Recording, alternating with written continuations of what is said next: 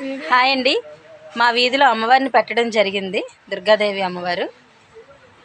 మేము నవరాత్రి మాల వేసాం, మొత్తం ఫ్యామిలీ మెంబర్స్ అంతా.